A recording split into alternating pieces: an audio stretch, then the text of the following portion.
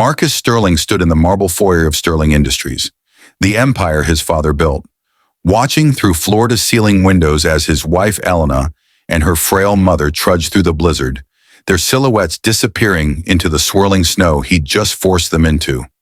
What this entitled CEO didn't know as he slammed that mahogany door was that the company he inherited from his father, the one he believed was his birthright, the one he just used as leverage to humiliate his wife, had never actually been his at all.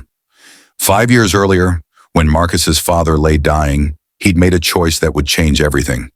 He'd transferred every single share of Sterling Industries into Elena's name, the daughter-in-law he cherished, the woman who'd cared for him when his own son was too busy climbing social ladders. But Elena had kept this inheritance secret, hidden in a lawyer's vault, waiting for what? For the right moment? For love to prevail?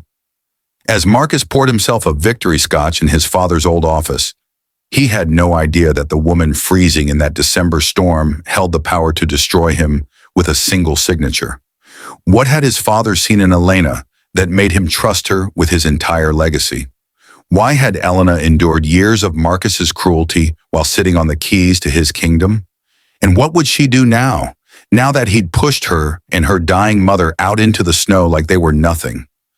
The bitter December wind cut through Elena's coat as she supported her mother's trembling frame, their feet crunching through fresh snow that was already ankle-deep.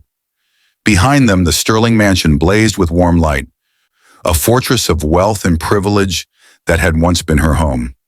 Elena's mother, Patricia, coughed violently, her lungs rattling with the pneumonia that had kept her bedridden for weeks. Just an hour ago, they'd been inside that warmth.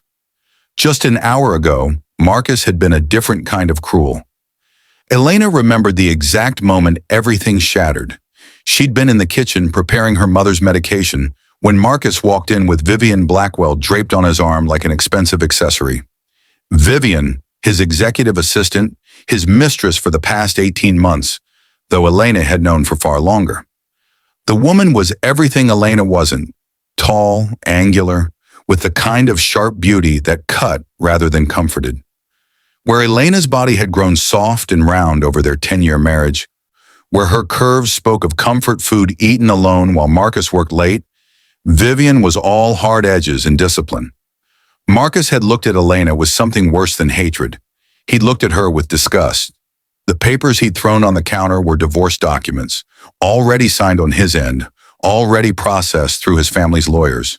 But it was what he said next that had frozen Elena's blood colder than any winter storm. He told her that their joint account, the one with $300,000 they'd been saving, the one that held her mother's medical fund, had been emptied. He'd taken it all, every cent. The money Elena's mother had contributed from selling her own home to help with the down payment on the mansion. The money Elena had saved from her years working as a hospital administrator before Marcus convinced her to quit. All of it, gone, transferred into an account Vivian's name was also on. Then Vivian had stepped forward, her Louboutin heels clicking on the marble floor like gunshots, and she'd done something that would haunt Elena forever. She'd spat directly in Elena's face, the saliva sliding down Elena's cheek as Marcus laughed. Actually laughed. That laugh echoed in Elena's mind now as she guided her mother toward the street, looking for her old car that Marcus had probably had towed by now.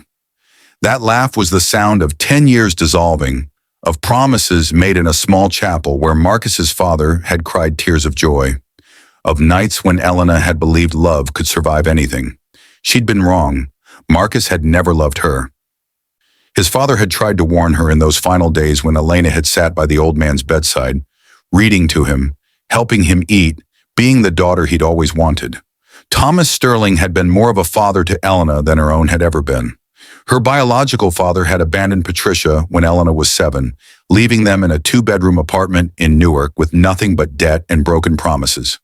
Thomas had seen something in Elena when Marcus first brought her home, something good and pure that his son had been attracted to before success and ambition had poisoned him. In those final weeks of his life, Thomas had made arrangements. He'd called his personal attorney, Gregory Hutchins, to his bedside. Elena had been there, thinking nothing of it, assuming the old man was simply updating his will. She'd stepped out to give them privacy, but Thomas had called her back in. What he told her that day had seemed impossible, a fever dream from a dying man who loved her too much. Thomas Sterling was transferring complete ownership of Sterling Industries to Elena. Not to Marcus, to her. Every share, every asset, every subsidiary company. The entire empire worth $800 million.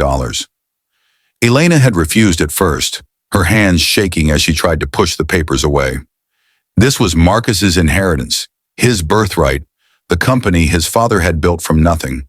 But Thomas had gripped her hand with surprising strength for a man so close to death, his eyes fierce and clear.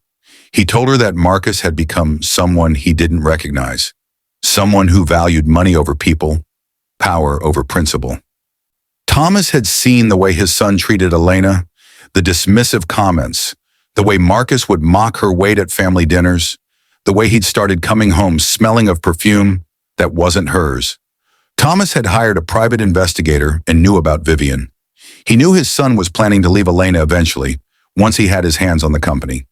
Thomas's condition for the transfer was simple but painful. Elena had to keep it secret, even from Marcus. She had to sign documents that placed everything in an irrevocable trust with Gregory as the executor until Thomas passed. Then, and only then, would the company truly become hers. Thomas wanted to see if Marcus would do the right thing, if he'd honor his marriage, if he'd care for Elena, without the incentive of inheritance hanging over him.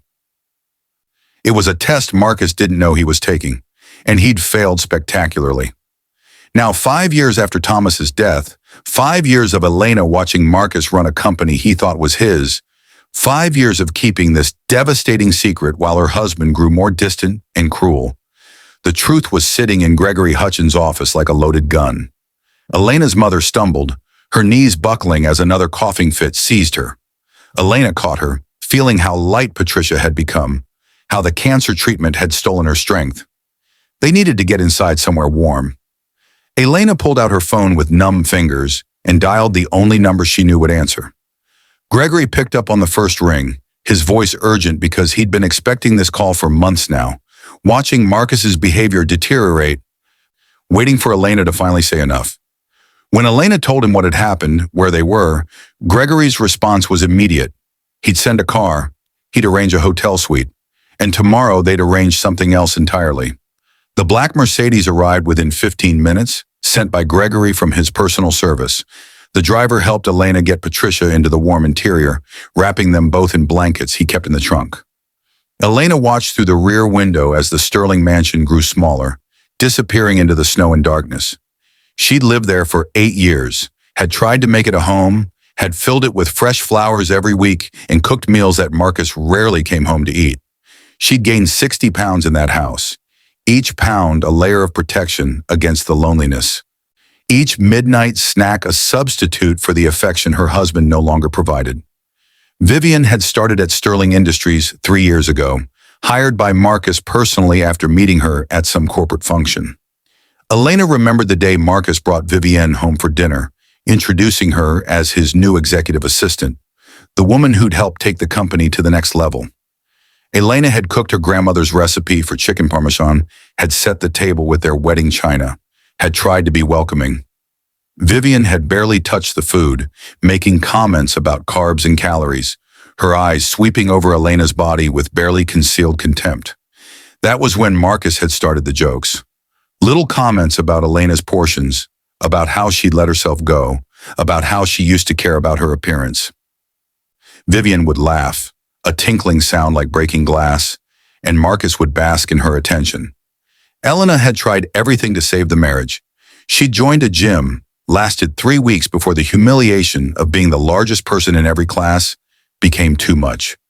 She'd tried diets, counted calories until the numbers haunted her dreams, lost 20 pounds only to gain back 30 when Marcus still didn't notice, still didn't care. She'd suggested counseling, and Marcus had looked at her like she'd proposed something obscene. The affair had started about 18 months ago, though Marcus thought Elena didn't know. She'd found the hotel receipts, the charges for lingerie that never appeared in her drawer, the text messages he didn't bother hiding well enough. Elena had confronted him once, exactly once. and Marcus had turned it around on her. He'd said if she took better care of herself, if she was more ambitious, more interesting, more like the women in his professional circle, he wouldn't need to look elsewhere. He'd made his infidelity her fault, and some broken part of Elena had believed him, but Patricia hadn't. When Elena finally told her mother about the affair, Patricia had wanted to go to Gregory immediately, to reveal the truth about the company, to destroy Marcus the way he was destroying her daughter. Elena had stopped her. Some part of Elena still loved the man Marcus had been, the law student who'd volunteered at the hospital where Elena worked, who'd brought her coffee during her double shifts, who'd told her she was beautiful exactly as she was. That Marcus had died somewhere along the way, replaced by this stranger who valued appearances over substance, who'd rather have Vivian's sharp beauty on his arm than Elena's soft comfort. The hotel Gregory arranged was the Pemberton, the kind of place Elena and Marcus had stayed at on their honeymoon, back when he'd traced the curves of her body with reverence instead of revision. The suite had 2 bedrooms, a living area, and a view of the city that sparkled despite the snow. Patricia was asleep within minutes of the doctor Gregory had sent examining her and adjusting her medications. Elena stood at the window, watching the city below, and thought about revenge. She'd never been a vengeful person. Her whole life had been about caring for others, about making people comfortable, about smoothing over conflicts and finding peaceful solutions. Even now, with divorce papers in her purse and the taste of Vivian's spit still a memory on her cheek, part of Elena just wanted to disappear, to take her mother somewhere quiet and let Marcus have his victory. But then she thought about Thomas Sterling, about the faith he'd placed in her, about the responsibility he'd given her. She thought about what Marcus had done with his father's company over the past 5 years, the way he'd laid off longtime employees to boost short-term profits, the way he'd cut the charitable giving Thomas had prioritized, the way he'd turned a family business into just another corporate machine. Marcus had violated every principle his father held dear, and he'd done it thinking the company was his to destroy. Elena's phone buzzed. A text from an unknown number that she immediately recognized as Marcus's way of taunting her. It was a wedding invitation, gold embossed lettering on digital cardstock. Marcus Sterling and Vivian Blackwell requested the honor of her presence at their wedding, 3 weeks from now, New Year's Eve, at the plaza. The message that followed was from Marcus himself, not bothering to hide behind formality now that the divorce was filed. He wrote that he wanted Elena to see what a real wedding looked like, what it meant to marry someone you were actually attracted to, someone who enhanced your life instead of diminishing it. He wrote that Vivian had suggested they invite her, that they'd both gotten a good laugh imagining Elena's face. He wrote that if she came, he'd consider not pursuing her for the cost of her mother's medical care, which he claimed had depleted their joint account that was rightfully his. The cruelty was stunning even for Marcus, but it was also a mistake. Elena took a screenshot and forwarded it to Gregory with a simple message. They'd pushed her far enough. It was time to push back. The next morning, Elena sat across from Gregory Hutchins in his corner office overlooking Central Park. The attorney was 72, silver-haired, with the kind of quiet dignity that came from 40 years of handling the affairs of New York's elite. He'd been Thomas Sterling's closest friend since college, had been best man at Thomas's wedding, had held Marcus as a baby. Gregory slid a folder across his mahogany desk, and Elena opened it to see her own face on documents she'd signed 5 years ago, documents that proved she owned everything Marcus thought was his. Sterling Industries, the manufacturing plants in Ohio and Tennessee, the real estate holdings across 3 states, the investment portfolio, the offshore accounts Thomas had established legally and ethically. All of it, every asset in Elena's name. The current valuation was $920 million. The company had grown under Marcus's management, Gregory explained, but not because of his vision. Marcus had been executing his father's 5-year plan, expansion strategies Thomas had developed before his death. The growth Marcus took credit for had been his father's final gift, and Marcus had wasted it on ego and excess. Gregory laid out the situation with legal precision. Elena could do several things. She could simply take control of the company, remove Marcus from his position, and watch as he realized the truth. She could sell it, liquidate everything, and disappear with her mother to live whatever life she wanted. Or she could do something more strategic, something that would honor Thomas's memory, while ensuring Marcus learned a lesson he'd never forget. Elena listened as Gregory outlined a plan that made her hands shake. It was ruthless and calculated, everything she normally wasn't. But these weren't normal circumstances. Marcus had stolen from her, humiliated her, thrown her dying mother into a snowstorm. He'd invited her to his wedding as a final act of cruelty, expecting her to arrive broken and defeated, the fat ex-wife who'd serve as a contrast to his beautiful new bride. He wanted her there to validate his choices, to prove he'd traded up. What if she gave him exactly what he wanted, but not in the way he expected? Gregory made phone calls while Elena sat there, her mind racing through possibilities and consequences. The first call was to Sterling Industries' board of directors, confidential notification that there would be significant changes coming.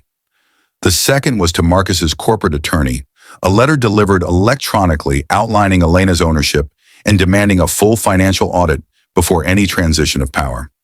The third was to the Plaza Hotel, confirming Elena would indeed attend the wedding and securing her own suite for the evening. Elena spent the next 3 weeks in a transformation that had nothing to do with weight loss or physical appearance and everything to do with reclaiming herself. She met with accountants who showed her exactly how much Marcus had diverted from company funds to support his lifestyle with Vivian. The trips to Paris and Monaco, the jewelry, the apartment Marcus had purchased in Tribeca as their love nest, all funded with money from Sterling Industries, all technically theft from the company that was actually Elena's. She met with the employees Marcus had laid off, heard their stories, learned how Thomas's company had changed under his son's leadership. She met with Thomas's old partners and advisors, the people who'd built Sterling Industries from a small manufacturing firm into an empire. They'd all seen what Marcus was doing. They'd all been waiting for the axe to fall on their own necks. Elena also spent time with her mother, precious hours where Patricia grew stronger with proper care and medicine that Elena could now afford without worry. Patricia told stories about Elena's childhood, about the times they'd had nothing but each other, about the strength Elena had always possessed even when she couldn't see it herself. On the day before the wedding, Elena went shopping with Patricia and Gregory's wife, Diane, not to diet stores or Spanx retailers or places that specialized in making larger women appear smaller. Elena bought a custom-made dress from a designer who specialized in celebrating curves rather than hiding them.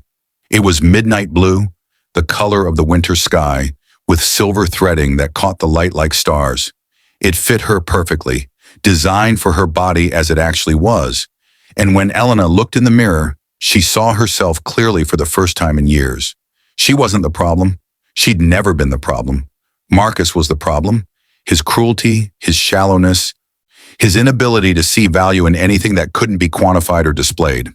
The woman looking back at Elena from the mirror was someone Thomas Sterling had trusted with his life's work. That had to mean something. That night, Elena signed the papers Gregory had prepared. The divorce Marcus wanted would go through without contest. Elena wouldn't fight for the marriage or the mansion or anything material, but she would exercise her rights as the true owner of Sterling Industries, effective immediately after the wedding ceremony. Marcus would have his perfect day, and then Elena would have hers. New Year's Eve arrived cold and clear, the kind of winter night where the city sparkled with possibility. The Plaza Hotel was decorated like a palace, gold and white everywhere, crystal chandeliers throwing rainbow light across marble floors. Marcus had spared no expense, which was easy when you thought you had unlimited access to a company worth nearly $1 billion. Elena arrived alone, having left Patricia safely resting at the Pemberton with a private nurse Gregory had arranged. She walked through the plaza's entrance wearing her midnight blue dress, her hair styled simply, her makeup minimal. She carried a silver clutch that contained only 3 things: her phone, a tissue, and a USB drive with every piece of evidence she'd need. The ceremony was in the terrace room, 300 guests arranged in gold chairs, every major player in New York business society present to witness Marcus's triumph. Elena found her seat in the back, exactly where Marcus had assigned her, the worst view in the room, partially obscured by a decorative column. She could see the altar, though, could see Marcus standing there in his custom tuxedo, looking like every inch the successful CEO.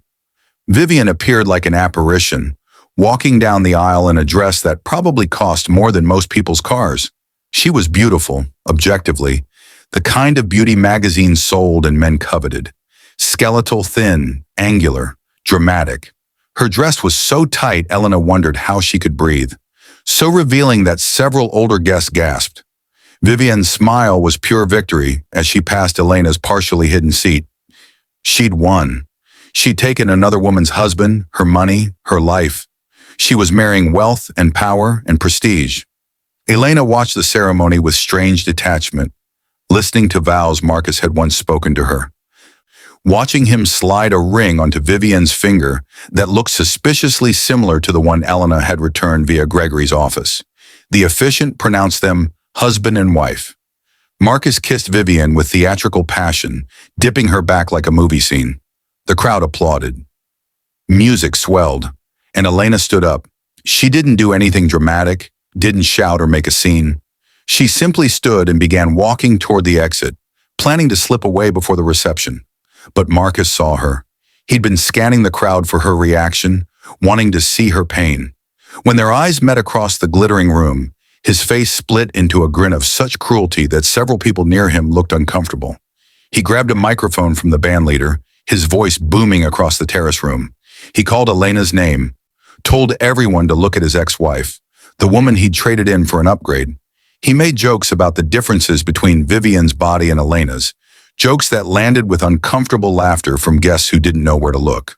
Vivian laughed openly, her hand on Marcus's arm, her eyes alight with malicious joy. Marcus went further. He thanked Elena for attending, for being big enough to celebrate his happiness.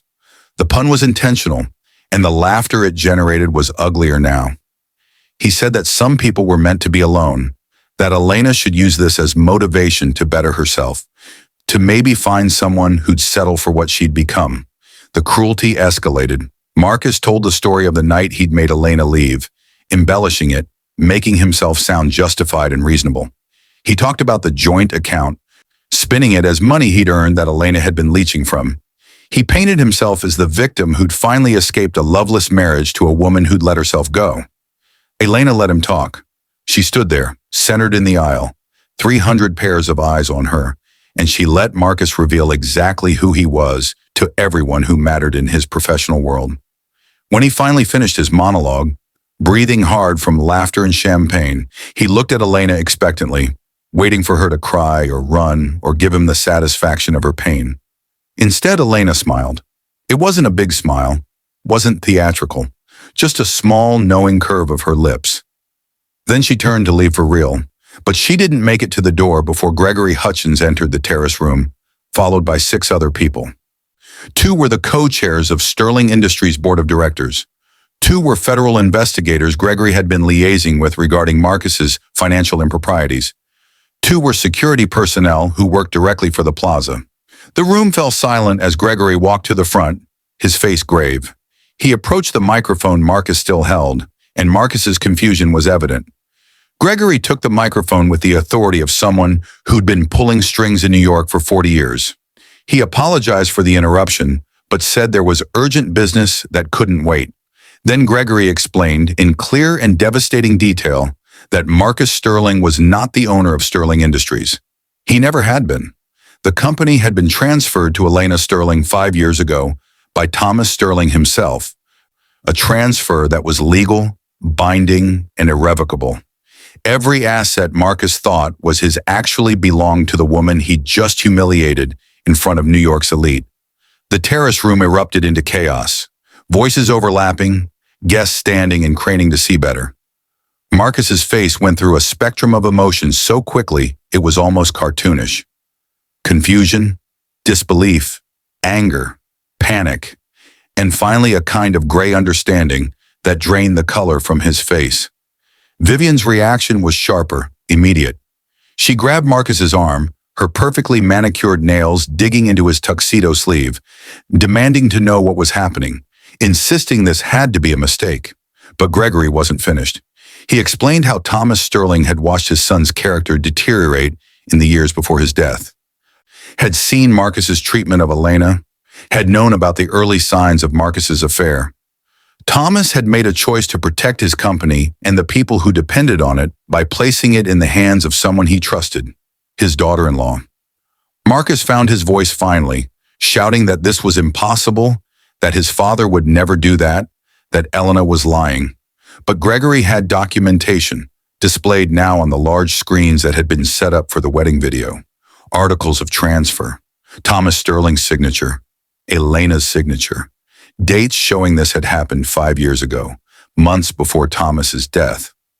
Marcus had been running a company he thought was his, but that had actually belonged to his wife the entire time. The board members Gregory had brought stepped forward now, confirming that they'd been notified of Elena's ownership 5 years ago, sworn to secrecy by Thomas himself until the time came for the truth to emerge. They'd watched Marcus carefully, documented everything, waiting for the day Elena chose to claim what was hers. That day was today.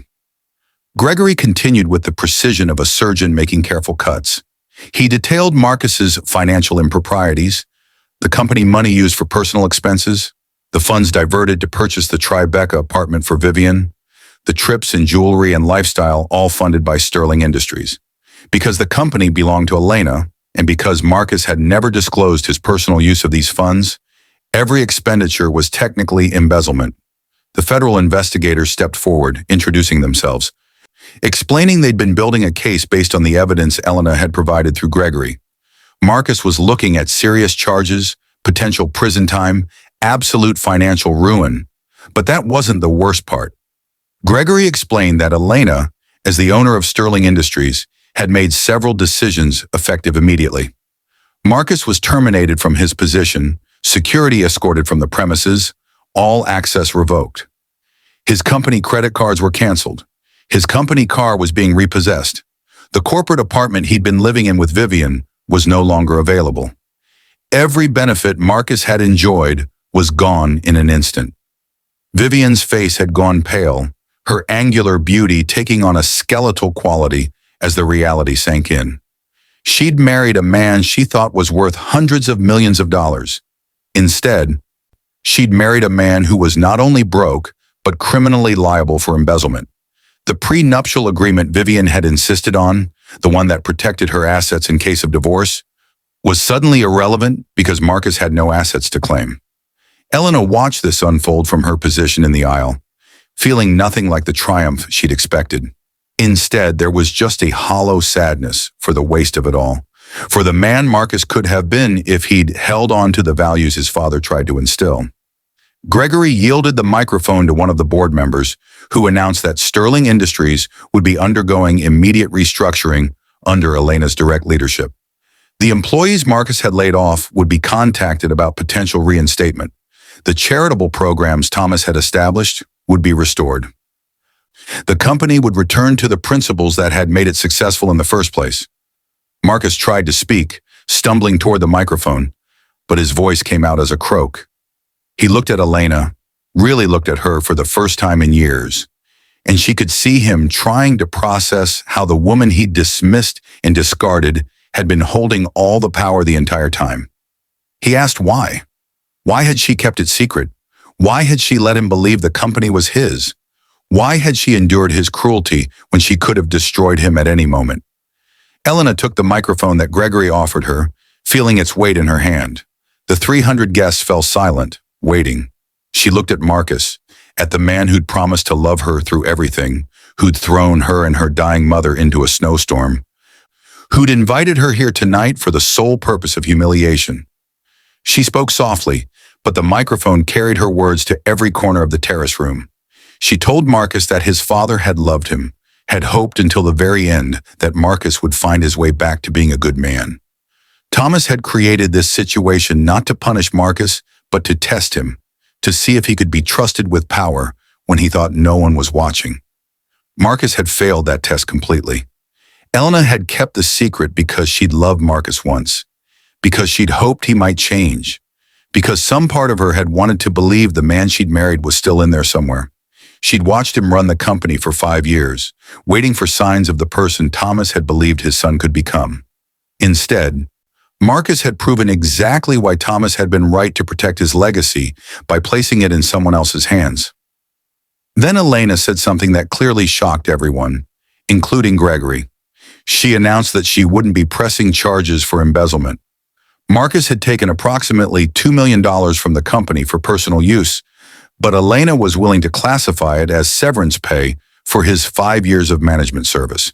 He would have to repay the money from the Tribeca apartment sale and the liquidation of his personal assets, but he wouldn't face prison time. There was a collective exhale in the room, relief mixed with confusion. Vivian looked like she might faint, grabbing onto Marcus for support, though he seemed barely able to stand himself. But Elena wasn't done. She explained that this mercy came with conditions. Marcus would sign over any claim to the Sterling name in a business capacity. He would issue a public apology to the employees he'd laid off and contribute to a fund to support them during their job searches. And he would attend mandatory therapy to address the cruelty and narcissism that had destroyed his marriage and nearly destroyed his father's company. If Marcus met these conditions and stayed out of legal trouble for 5 years, Elena would consider the matter closed. If he violated any of these terms, the criminal charges would be filed immediately, and she would pursue them with every resource at her disposal. Marcus collapsed into one of the gold chairs, his head in his hands. His perfect wedding day shattered into irreparable pieces around him. Vivian stood frozen, her wedding dress suddenly looking like a costume, her beautiful face contorted with calculations about whether to stay with the man she'd just married or cut her losses immediately. The guests began filing out, murmuring amongst themselves, the story of the night already being texted and called to people who weren't there. This would be New York society gossip for months, the wedding that ended in the groom's complete destruction at the hands of the wife he'd discarded. Elena handed the microphone back to Gregory and walked toward the exit, wanting nothing more than to leave this place and check on her mother. But she was stopped by one of the employees from Sterling Industries, a woman named Dorothy Reeves who'd been Thomas's executive assistant for 20 years before Marcus fired her. Dorothy had tears streaming down her face, thanking Elena, saying she'd lost her home after losing her job, that Thomas would be so proud of what Elena had done tonight. Other former employees approached, people Elena barely knew, but who'd heard through Gregory's network that she was righting Marcus's wrongs. They surrounded her with gratitude and relief, and Elena realized that this wasn't just about revenge on Marcus. It was about responsibility to all the people whose lives depended on Sterling Industries. She couldn't just walk away from that. Elena left the plaza at midnight, stepping out into the cold New Year's air as fireworks began exploding over Central Park. The city celebrated while behind her, Marcus dealt with the wreckage of his choices. Elena pulled out her phone and called her mother, needing to hear Patricia's voice, needing to be reminded that she'd done the right thing even though it felt so brutal. Patricia answered on the first ring, her voice stronger than it had been in weeks. She'd been watching the live stream that Gregory had arranged, had seen everything. She told Elena that Thomas Sterling had chosen well, that Elena had honored his memory better than his own son ever could. She said that Elena's father, wherever he was, had missed knowing an incredible woman. For the first time in years, Elena felt something loosen in her chest, some knot of worthlessness and self-doubt that Marcus had tied there slowly over time. She wasn't the problem. She'd never been the problem. Her body, her weight, her softness, none of it diminished her value. Marcus had tried to make her believe she was less than, but his father had seen the truth. Thomas had trusted Elena with everything that mattered to him because he'd recognized in her the qualities that actually counted: integrity, compassion, strength, wisdom. Elena walked through the Manhattan streets, ignoring the taxis she could now afford to take anywhere, wanting to feel the ground beneath her feet, wanting to be present in her body as it was. She thought about the year ahead, about learning to run a company she'd never aspired to own, about the responsibility of $900 million and hundreds of employees, and a legacy she hadn't asked for but would honor. She thought about her mother, about having the resources to provide Patricia with the best possible care, about time they could spend together without the shadow of financial desperation. She thought about herself, about the woman she'd been when she met Marcus, and the woman she'd become under his cruelty, and the woman she might become now that she was free. The snow began falling again, soft and clean, covering the city in white.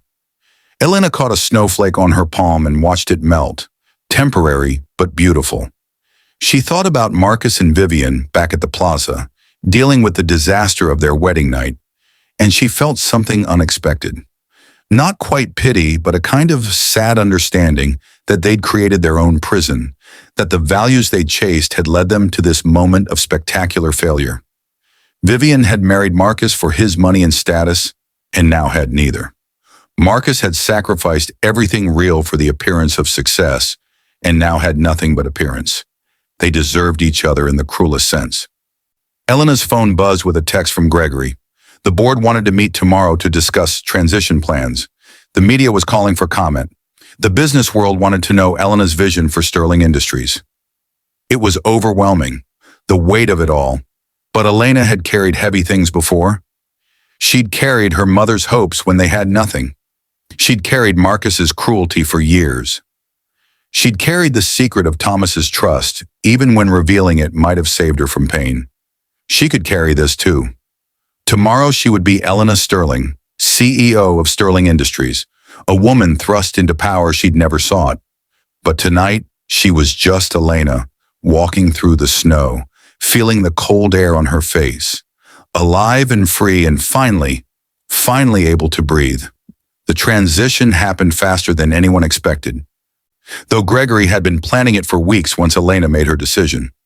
By January 2nd, Elena was sitting in her father-in-law's old office, the one Marcus had redecorated in blacks and chromes, making it look like a tech startup instead of a manufacturing company with 70 years of history. The first thing Elena did was have everything removed and restored to the way Thomas had kept it. Warm woods, leather chairs, photographs of the factory floor workers, reminders that Sterling Industries was about people, not just profits. The board meeting that first week was tense but productive. The members who'd served under Thomas welcomed Elena warmly, relieved to have leadership that understood the company's original mission. The newer members Marcus had appointed were skeptical, their questions barely hiding their doubt that this soft-spoken woman who'd been a housewife for 8 years could possibly run a complex corporation. Elena let them question, let them test, and then she began speaking about the company's operations with a detail that shocked them. She'd spent the past 3 weeks doing nothing but studying every report, every financial statement, every operational detail Gregory could provide. More than that, she'd spent 5 years having quiet dinners with Thomas before he died, listening to him talk about his company, absorbing his philosophy and vision. She knew Sterling Industries better than most of the board members, despite never having held an official position. By the end of that first meeting, the skepticism had shifted to cautious respect.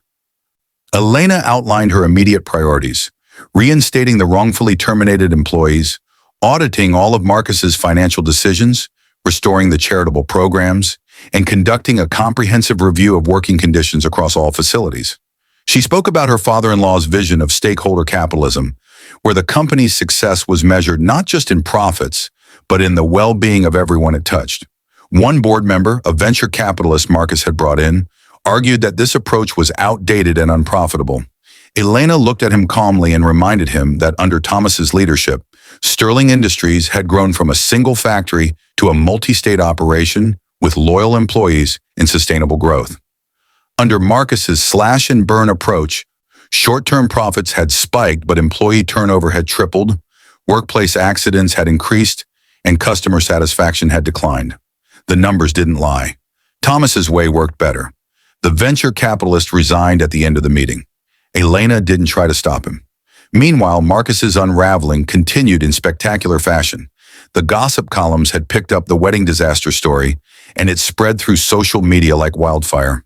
Marcus Sterling, the CEO who'd turned out not to own the company he ran, whose wife had been the secret owner the entire time, who'd been publicly exposed for embezzlement at his own wedding. It was too delicious for the internet to ignore.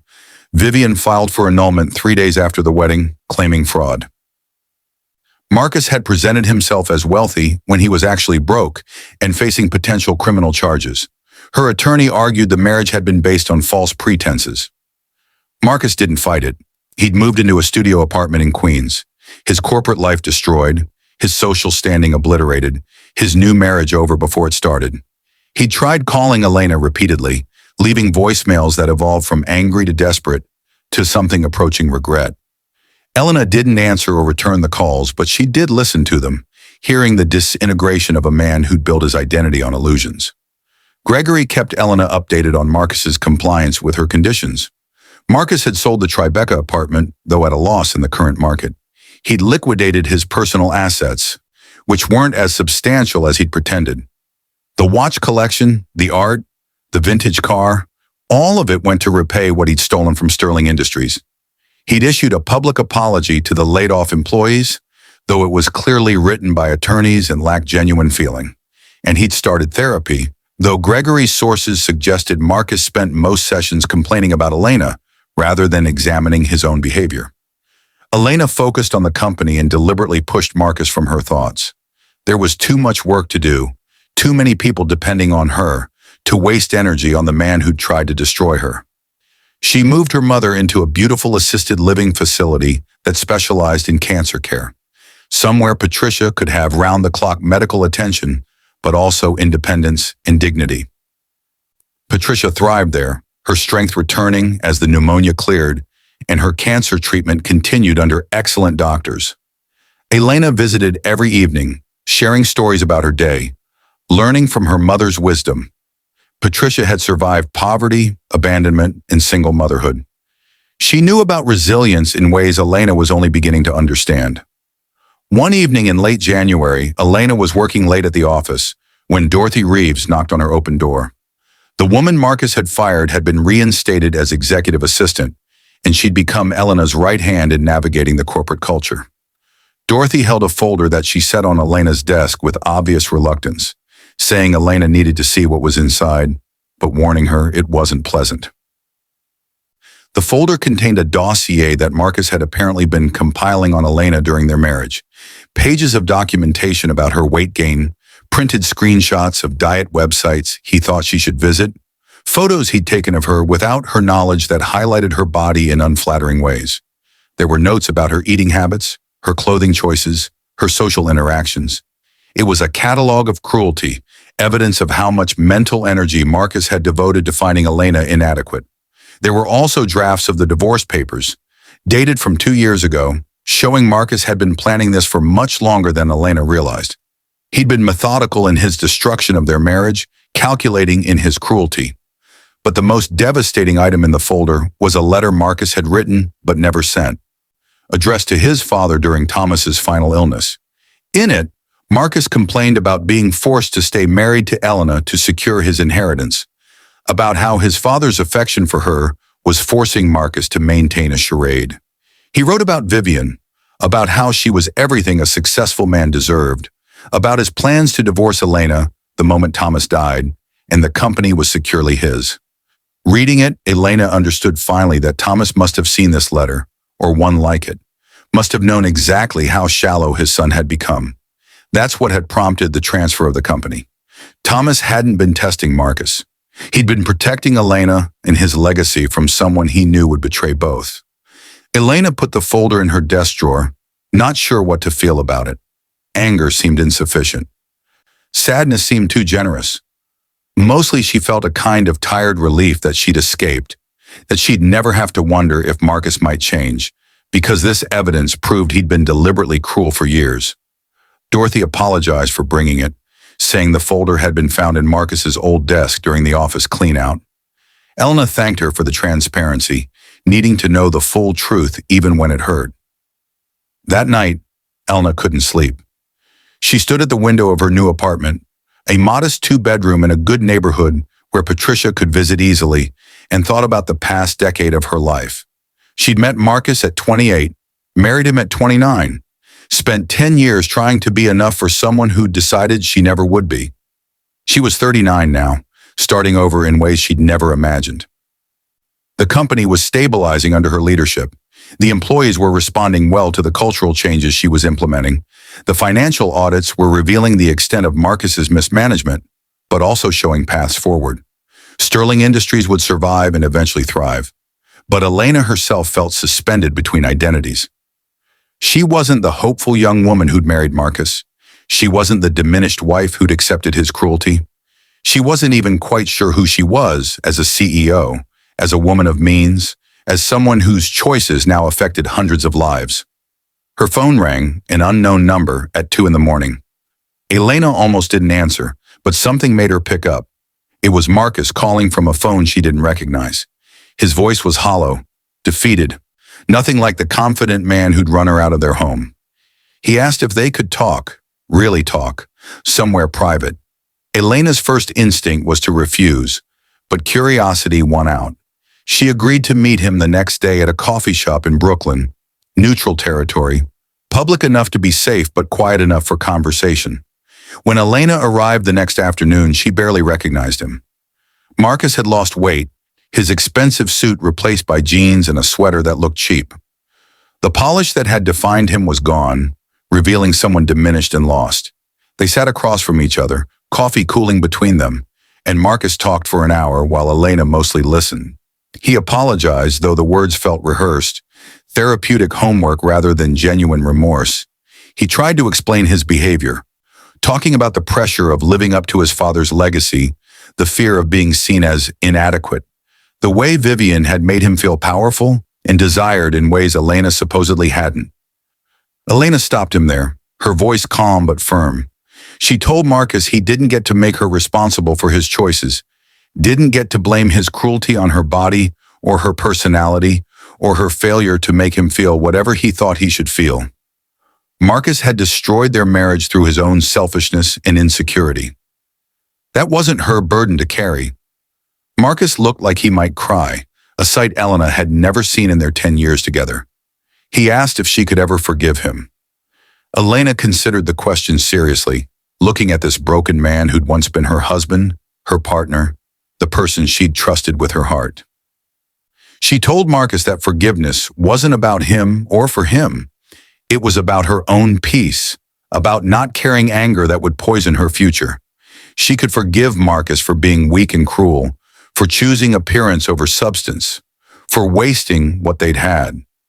But forgiving didn't mean forgetting or reconciling. It meant releasing him from her emotional landscape, letting him become simply someone she used to know. Marcus asked if the divorce could be finalized without more drama, if they could just end this quietly. Elena agreed with the condition that Marcus maintain compliance with the terms she'd set at the wedding. He promised he would, and Elena chose to believe him because the alternative required her to keep caring about his choices. They parted outside the coffee shop, and Elena watched Marcus walk away, his shoulders hunched against the February cold. She felt nothing, which was perhaps the strangest thing of all. The man who'd been the center of her world for a decade was now just a stranger who'd hurt her and was facing the consequences. Elena returned to her office where Dorothy had left a stack of messages. One was from a major business magazine requesting an interview about her unexpected rise to CEO. One was from a nonprofit Thomas had supported, asking if Elena would continue the company's involvement. One was from the head of manufacturing operations, reporting that floor productivity was up 15% since the reinstatement of the employee wellness programs Elena had implemented. There was work to do, real work that mattered to real people. Elena set aside thoughts of Marcus and focused on the life she was building from the wreckage of her marriage. By spring, Elena had found her rhythm as CEO of Sterling Industries. The skepticism that had greeted her appointment had largely evaporated as the company's performance improved under her leadership.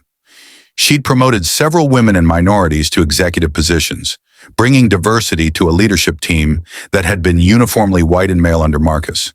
She'd instituted profit sharing for floor workers, increased safety protocols, and restored the educational benefits Thomas had established for employees' children. The company's culture was transforming, returning to the values Thomas had championed. Employee retention improved dramatically. Customer satisfaction surveys showed renewed trust in the Sterling Industries brand. The financial numbers, while not as explosively profitable as Marcus's slash-and-burn approach had produced, showed sustainable growth that could continue for decades. Elena was featured in business magazines, not as a curiosity or a revenge story, but as a serious executive with a vision for ethical capitalism. She spoke at conferences about stakeholder value and long-term thinking. She consulted with other companies trying to balance profitability with social responsibility. She became, almost by accident, a voice for a different way of doing business. The divorce from Marcus was finalized in April, a quiet legal proceeding that divided nothing because there was nothing joint to divide. Elena kept the company that had always been hers. Marcus kept his studio apartment and his therapy appointments and his diminished life. They never spoke again after that coffee shop meeting. Patricia's health stabilized with the excellent care she was receiving, her cancer in remission, her pneumonia a distant memory. She moved into Elena's apartment building, independent but close, and they had dinner together several times a week. Patricia met Gregory and Dorothy and the other people becoming Elena's new social circle, and she watched her daughter bloom into someone confident and strong. One evening in May, Elena attended a charity gala for the nonprofit Thomas had supported, a scholarship fund for first-generation college students. She wore a new dress, emerald green, cut to celebrate her curves rather than hide them. She'd stopped weighing herself, stopped counting calories, stopped trying to make her body into something it wasn't. Her weight had stabilized naturally once she'd removed the stress of Marcus's constant judgment. She was healthy, strong, and most importantly, at peace with herself. At the gala, Elena was approached by a man about her age, a professor of engineering who'd grown up on scholarship and now served on the funds board. His name was Daniel Wright, and he was comfortable in his skin in a way Marcus had never been.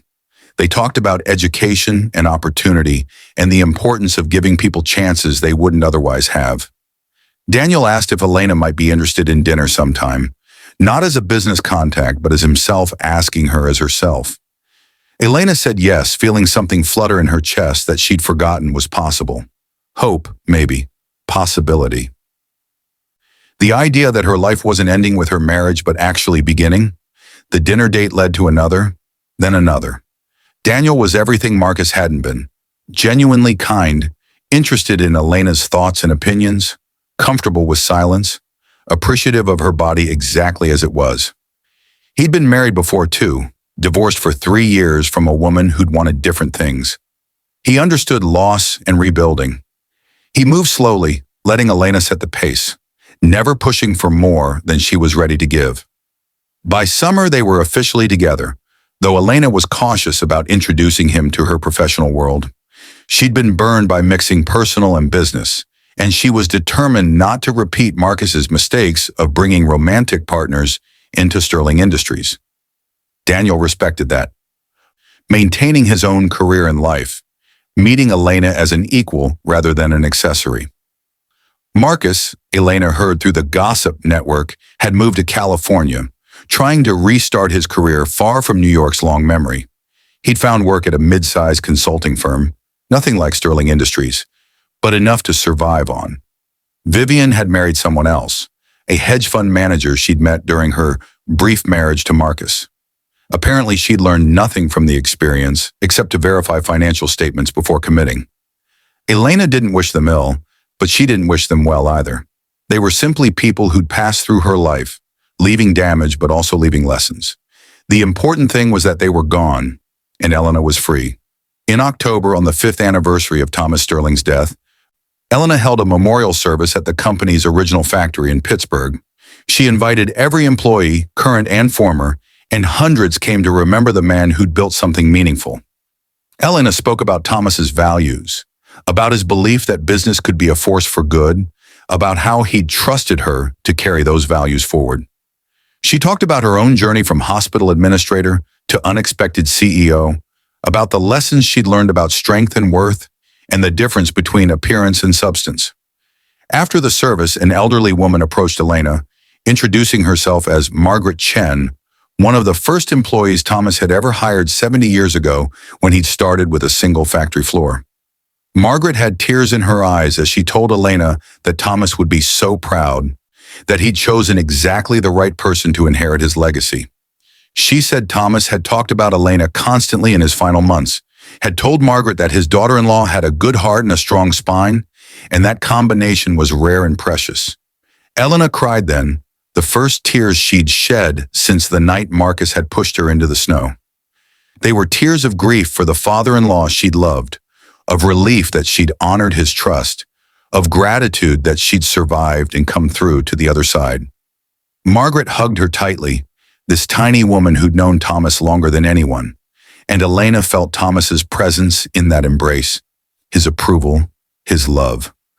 That night, Elena stood on the factory floor after everyone had left, looking at the machinery and the workstations and the safety equipment she'd installed. This was real. This was solid. This was worth protecting. She'd been given responsibility for something bigger than herself, and she'd risen to meet it. Her phone buzzed with a text from Daniel asking how the service had gone, saying he was thinking of her. Another text from Patricia saying how proud she was. Another from Dorothy confirming tomorrow's schedule. Elena was surrounded by people who cared about her, who saw her value, who appreciated her exactly as she was. The woman who'd been pushed into the snow 11 months ago wouldn't recognize the woman Elena had become. The company that had been Marcus's consolation prize for enduring marriage to her had actually been hers all along. The ultimate trust from a man who'd seen her worth when his own son couldn't. Elena had crushed Marcus, not through cruelty or revenge, but simply by being exactly who Thomas Sterling had believed she was. Worthy, capable, strong, and good. That was the ultimate victory, not humiliating Marcus at his wedding, though that had certainly been satisfying. Not taking the company he thought was his, though that had been just. The real victory was that Elena had survived Marcus's attempt to destroy her spirit, had emerged stronger and clearer about her own value, had built a life that mattered. Marcus had pushed her out into the snow, thinking he was discarding something worthless. Instead, he'd freed her to become someone extraordinary. That was what crushed him forever. The knowledge that Elena hadn't needed him, hadn't diminished without him, had actually flourished once his cruelty was removed from her life. He'd thrown away something precious. And he'd done it so carelessly that he hadn't even known what he was losing until it was far too late. Elena left the factory and drove back to the city, to her apartment where Patricia waited with dinner, warming, and stories to share, to her life that was full and meaningful and entirely her own. The snow would come again when winter returned, but this time Elena would be inside where it was warm, surrounded by people who loved her, doing work that mattered. She'd survived the storm Marcus had thrown her into, and she'd come back stronger than he could have imagined. That was her revenge, her victory, and her peace.